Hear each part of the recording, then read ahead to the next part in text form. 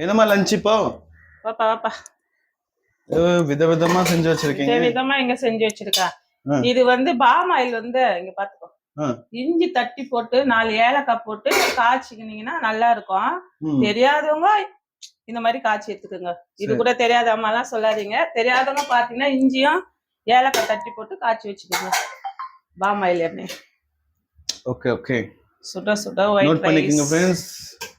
Useful tips சொல்றாங்க எங்க அம்மா. தெரியாதவங்க யூஸ் பண்ணிக்கங்க. இது கூட தெரியாத அம்மாலாம் சொல்லாதீங்க. தெரியாதவங்க பாத்தீங்கன்னா. என்ன ரசமா? ரசம் சாம்பார். காலையில வச்ச சாம்பார். எடுத்து வச்ச தக்காளி ரசம். அப்புறம் meal maker 65. Meal maker fry அப்படியே வச்சிருங்க, நான் எடுத்துக்கறேன். எடுத்துக்கோ. இது கத்திரிக்காய் மசாலா போட்டு இந்த மாதிரி ஃப்ரை பண்ணி. ஓ இது கத்திரிக்காவா இது? நான் வாழைக்காய் நினைச்சேன். கத்திரிக்காய். சரி ஓகே.